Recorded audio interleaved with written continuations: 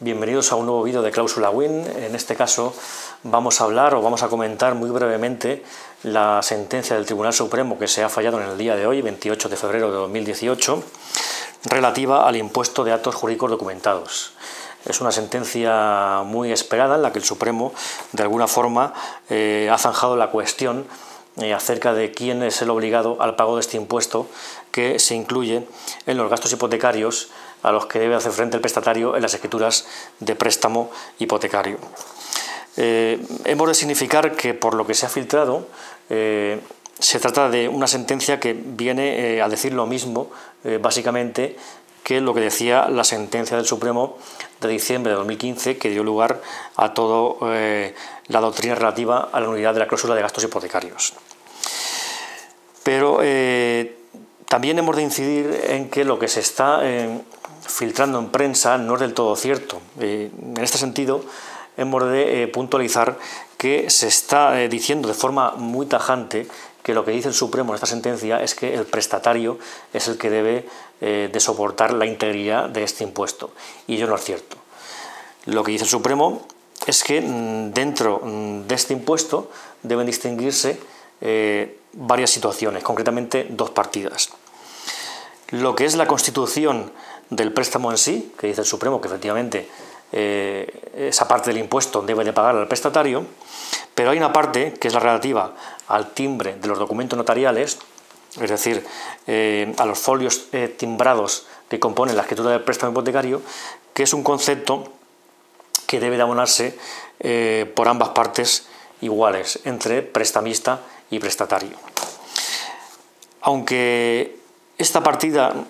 puede resultar insignificante en relación con el grueso del impuesto, que es la parte que grava la constitución del préstamo,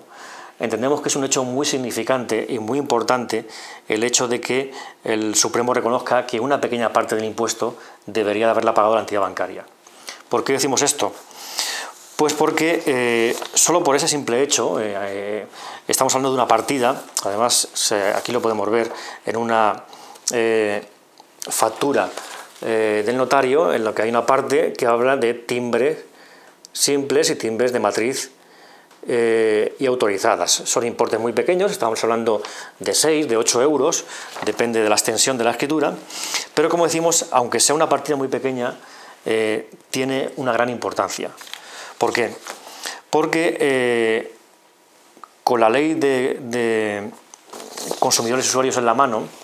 cuando el predisponente, en este caso la entidad bancaria, imputa al cliente o al consumidor gastos que le corresponderían a ese predisponente, en este caso la entidad bancaria, podemos estar hablando de una cláusula abusiva. Cláusula abusiva que debería declararse nula por haber imputado al consumidor un gasto que debería de haber soportado la entidad bancaria. Y bueno, podemos pensar, bueno, ¿qué más me da esto? Si realmente estamos hablando de 6, de 8 euros, en el peor de los casos, pues la entidad bancaria tiene que haber pagado 3 o 4 euros de ese importe. Sí y no, porque como decimos, una vez que se nos ha imputado un gasto que no nos correspondía, la cláusula debe declararse nula. Y según la doctrina del Tribunal de Justicia de la Unión Europea, en interpretación de la directiva relativa a las cláusulas abusivas, nos dice que una vez que la cláusula se declara nula, no cabe moderar la misma, no cabe enmendarla, apañarla, de forma que una vez se declara nulidad no vale hacer un reparto del gasto. Es decir, si la cláusula se declara nula, entonces la nulidad implica la devolución íntegra al consumidor. Esto lo ha venido a llamar el Tribunal de Justicia Europeo el efecto disuasorio, es decir, disuadir a la empresa predisponente de utilizar esas cláusulas mediante una, podemos llamar, radical extensión de la nulidad. Es decir, la cláusula se tiene por no puesta. No vale arreglarla, no vale moderarla, y lo que cabe en este caso, una vez se declara nula, es la restitución total al consumidor. Es una cuestión que ya se está aplicando en tema de gastos hipotecarios por algunos juzgados y entendemos que de forma acertada. Concretamente, podemos poner como ejemplo la sentencia del juzgado de primera instancia número 2 de Colmenar Viejo, de 19 de julio de 2017, que efectivamente declara la nulidad de la cláusula de gastos, y en cuanto al efecto restitutorio, haciendo mención de esa doctrina del Tribunal de Justicia Europeo, entiende que por ese efecto disuasorio no cabe moderar la cláusula. No cabe en este momento en el que la entidad bancaria ha abusado del consumidor y la cláusula es declarada nula, no vale en ese momento que el juez nacional modere la cláusula y llegue a un reparto. Si se declara nula, la consecuencia es la restitución íntegra. En este punto, algún sector de la doctrina entiende que, bueno, que eso quizá implicaría